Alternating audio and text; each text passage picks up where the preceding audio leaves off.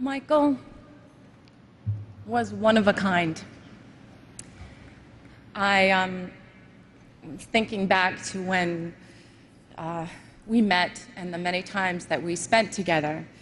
And whenever we were out together and there would be a picture taken, there would be a caption of some kind. And the caption usually said something like an odd couple or an unlikely pair. But to us, it was the most natural and easiest of friendships. I was 13 when we met, and from that day on, our friendship grew. Michael always knew that he could count on me to support him or be his date, and that we would have fun no matter where we were. We had a bond. And maybe it was because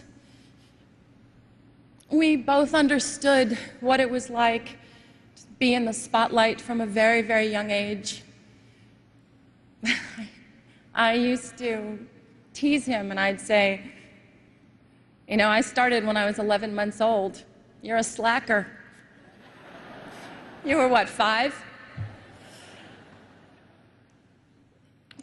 Both of us needed to be adults very early. But when we were together, we were 2 little kids having fun. We never collaborated together. We never performed together or danced on the same stage, although he did try in vain one night to unsuccessfully teach me the moonwalk.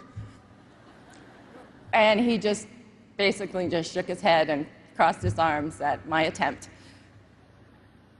We never filmed a video or recorded a song, but what we did do was laugh. It was always a competition to see who could make the other one laugh more or be sillier. Michael loved to laugh. His heart would just burst out of him when he was laughing. He adored it when I did silly imitations or told him stories about my life. MJ's laugh was the sweetest and purest laugh of anyone's I had ever known. His sense of humor was delightful, and he was very mischievous.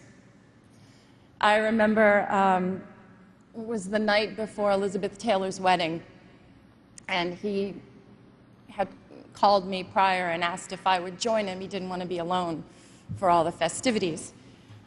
And it was the night before the big day, and Michael and I tried to sneak in to get the first peek of the dress.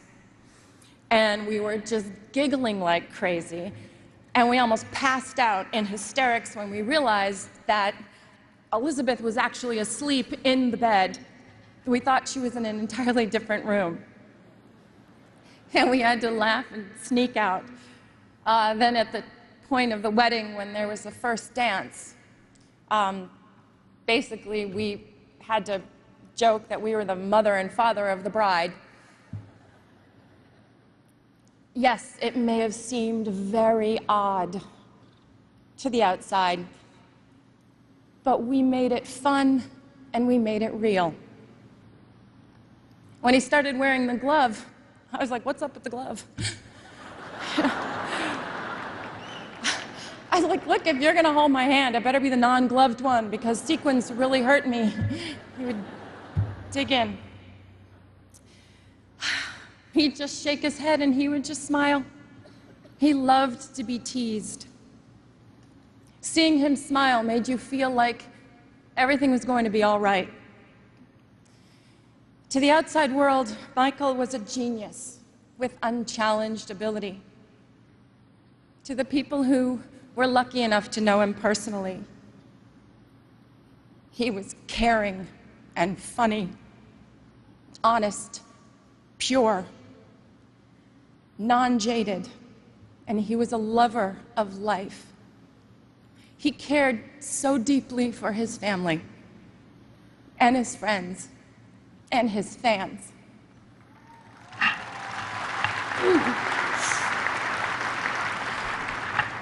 He was often referred to as the king, but the Michael that I knew always reminded me more of the little prince. Thinking of him now, I'd like to share a passage from the book. What moves me so deeply about this sleeping prince is his loyalty to a flower. The image of a rose shining within him like the flame within a lamp, even when he's asleep. And I realized he was even more fragile than I had thought. Lamps must be protected. A gust of wind can blow them out. Michael's sensitivity was even more extraordinary than his talent, and his true truth resided in his heart. As the little prince also said, eyes are blind. You have to look with the heart. What's most important is invisible. Michael saw everything with his heart. To his family, his brothers and sisters, Catherine, Joe, and to his children, Prince, Paris, Blanket, my prayers are with you.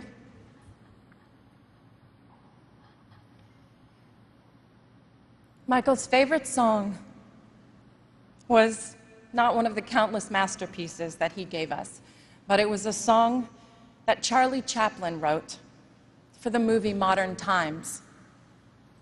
It's called Smile. And there's a line in the song that says, "Smile, though your heart is aching."